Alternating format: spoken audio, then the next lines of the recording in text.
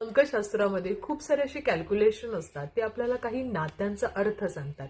आजचं कॅल्क्युलेशन मी खूप सुंदर असं घेऊन आलेली आहे, जी स्पेशली हजबंड वाईफ किंवा तुमची मैत्रीण असेल किंवा तुमचा मित्र असेल, तुमचं दोघांचं रिलेशन तुम्हाला काय सांगण्याचा प्रयत्न करतो. या कॅल्क्युलेशनने तुम्हाला हे कळतं की हे रिलेशन आपला काय अर्थ सांगतोय, आपण एकत्र का आहोत किंवा आपलं एकत्र होणं हे काय अर्थ सांगत आहे, जेणेकरून आपल्याला कळते की आपण कुठल्या गोष्टी समजायला हव्यात, कुठल्या गोष्टी समजून घ्यायला हव्यात आणि दोघांचं नातं किती महत्वाचं आहे आणि कशा पद्धतीने आपण ते अजून चांगलं करू शकतो याचा अर्थ कळणं फार गरजेचं असतं. त्यासाठी आपल्याला काय करायचंय तर आधी तुमची बर्थ डेट असेल, हजबंडची असेल, वाईफची असेल, या दोघांची महत्वाची बर्थ डेट असते, त्यामुळे या दोघांच्या घ्यायच्या आहेत.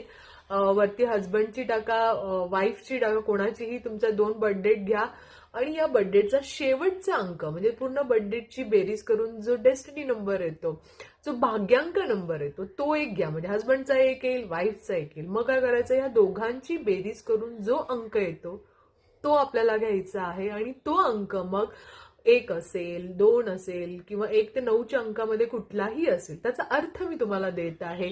जसं मी वरती तुम्हाला माहिती देतच आहे की नंबर 1 ची काय रिलेशनशिप असते, नंबर 2 काय तुम्हाला सांगण्याचा प्रयत्न करतोय, नंबर 3 4, 5, 6, 7, 8, 9 ह्याचं सगळं तुम्ही रीड करा, तुम्हाला कळेल.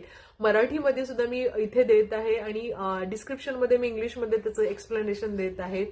तर सगळ्यात महत्वाचं हे आहे की आपलं नातं जे काय आहे, याचा अर्थ काय आहे, आपण एकत्र असून एकमेकांकडून काय शिकण्याचा प्रयत्न करतोय किंवा काय बॉन्ड आहे, या सगळ्या गोष्टी तुम्हाला कळतील. नक्कीच कॅल्क्युलेशन करा.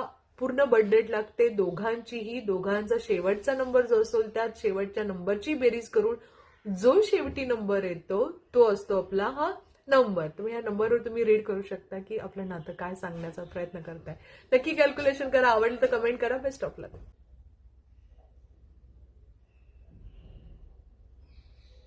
Best of luck.